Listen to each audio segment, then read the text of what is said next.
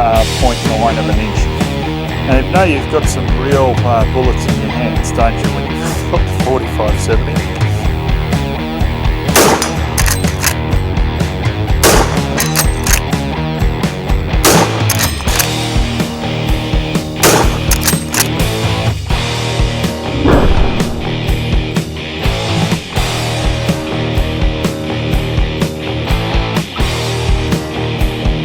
Got a target out there at 300, so I'm just going to shoot offhand.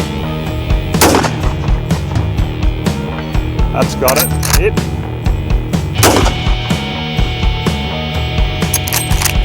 Hit.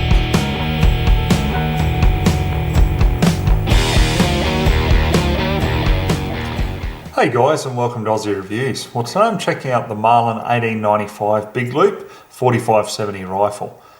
Now the model number on this one, guys, is 1895 GBL. So let me go ahead and just clear it to start with.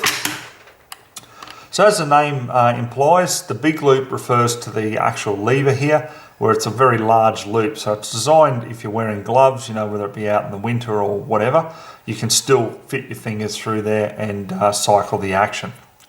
Now it does have a 6-shot tubular magazine. The barrel length here is 18.5 inches, so it does have a front sight there, open sights, but the one I've got on here is an actual high-vis sight. That's an aftermarket purchase from Williams, along with the rear peep sight here. The standard leaf sight is just here that it comes with. Now on top I've actually put the Aimpoint H1 micro red dot. It's a 2 MOA red dot and just perfect for the type of work that you'd be doing with the 45-70. Now, the side ejection on this is pretty straightforward to explain. They advertise it as side ejection. So in other words, after you fire and you eject, the cartridges come out the side. Pretty straightforward. They don't come out the top or anywhere else, put it that way. The loading port is just to the side here as well. So all you need to do is just push down on the ramp and feed the rounds in. So that's different to a lot of other lever actions out there. Actually have on the end of the muzzle end of the tubular magazine, you pull out a sleeve usually and you'll load rounds that way. This doesn't have it, and this is probably, you know, a lot better for loading in the field. You're not having to pull anything out as such. You can just slip the rounds in there very easily. Now the safety on it is just a push button safety. So all you need to do is just push it to the side here. However, it is a block safety. So in other words, a block basically comes in between the hammer and the firing pin. So you can still fire it, but if you look up close, see how the hammer is stopped short of the actual firing pin? So a fairly good design there, really. I mean, it's pretty foolproof, isn't it? Now, the trigger on it, not too bad. When you load it, basically, or cock it, I should say, you've got a bit of movement in the trigger, okay? Look, I don't know whether that's a bit of a flaw, but it hasn't really bothered me. So there's a little bit of take up. You can feel that when you're out in the field, which I actually don't mind. And then obviously you can pull the trigger from there. And I find it fairly crisp. So let's weigh it now and see what it comes in at.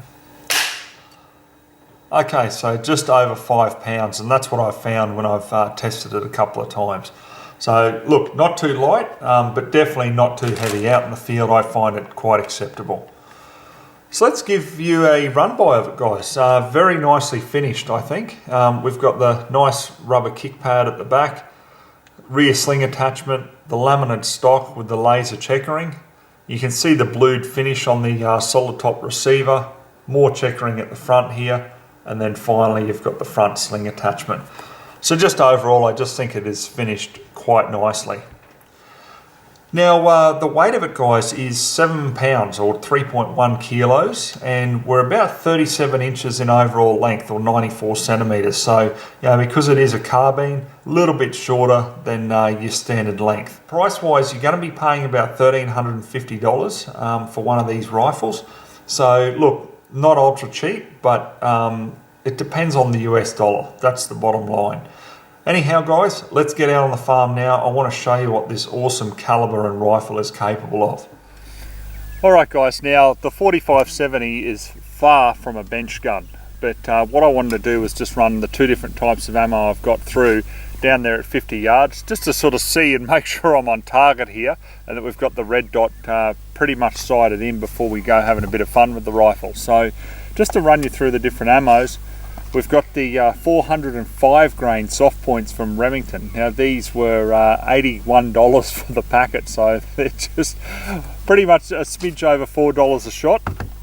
And then we've got the 325 grain FTX from Hornady. Now, you know, they're also very expensive. You're looking at around $3 a shot for them. So I thought, well, we'll start off with both. We'll just fire, let's just fire a couple of rounds down range there at 50 and just see if we can get it, you know, grouping in the general area and make sure that we're on target before we have some fun.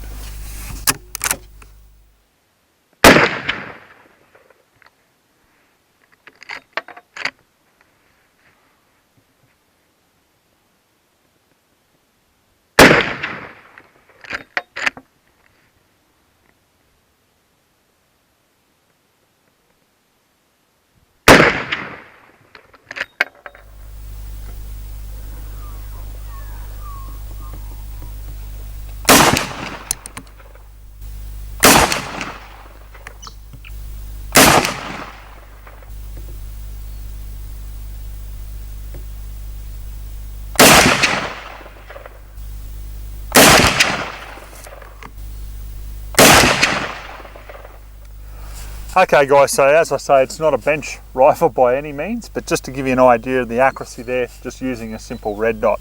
So we've got the 405 grain Remingtons. So we've got about a spread of, yeah, about 1.8 inches there.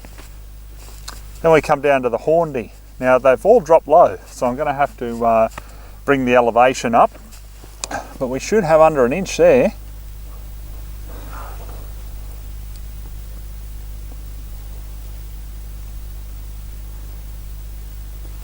A fraction under an inch at 0.9 of an inch, but a very consistent 3-shot group there. So what I'll do is I'll bring the elevation up so we're right on target there, and we'll have a little bit more fun with the 45-70 and just show you how much power is in the old time cartridge.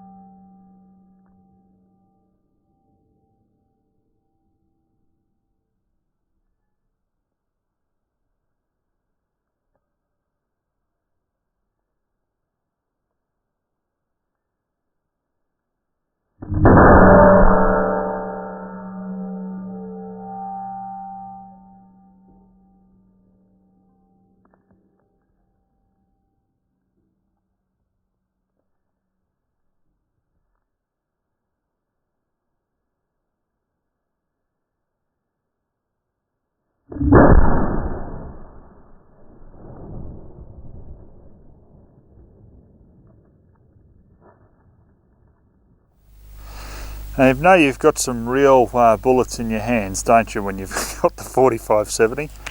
So loading is pretty straightforward. One up the spout there, we just push in, push it all the way up. Okay guys, just for a little bit of fun, I've got a few rounds in here, the 405 grain Remingtons, and we've got a target out there at 300, so I'm just going to shoot offhand. I'm not really expecting to hit much, but we'll just see if we have any luck here.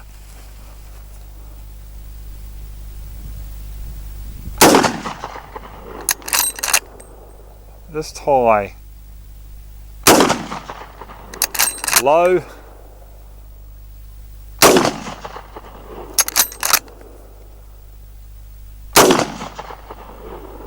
that's got it, hit.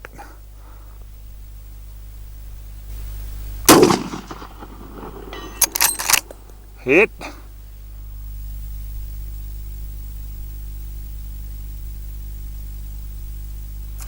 Alright guys, I'm going to wrap up my final thoughts on the Marlin 1895 GBL and 45-70. Now, 4570 as a caliber, you know, is a pretty heavy hitter, as you've seen on this review.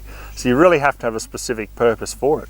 You know, you might like it just to have a bit of fun out the range. I mean, it'll certainly get out to distance and hit those gongs with some authority. Now, for a hunting application, I mean, the 4570 will drop any pig here in Australia. I don't care how big it is, this thing will do the job. I mean, you can even walk up on buffalo with the correct shot placement and do it with a 4570. It has a long-standing history for taking every North American big game there is, and for good reason. It just packs a punch even though it is an older cartridge. The actual rifle, I really like the carbine style with this, you know, having a nice short firearm, easy to manipulate when you're in the scrub. I like the laminate stock on it. You know, cycling was perfect. There was no problems there at all. Nice generous kick pad there, which is important when you start stepping it up in heavy calibers. So overall, a really nice package. Quite rate it. I would highly recommend putting a little Aimpoint micro on top because you keep the weight down, but you also have that really fast target acquisition there. So it's really, really good. But if you like the open sights, you can use them as well. Anyhow, guys, look, I pretty much don't have much bad to say about it. The only thing, and this is, you know, this may apply to some people, is when you're cycling, and if you don't clear that finger out of the way and you quickly move the finger back, you can stab yourself on the trigger blade, and the bottom of it is very sharp. So, you know, you've got to clear that finger or push the finger right up into the actual trigger guard there so you're clear of the trigger when you come back. But that's, you know, pretty much stretching it. Overall, a really good package. Okay, guys, hope you enjoyed the review. So till next time, we'll catch you then.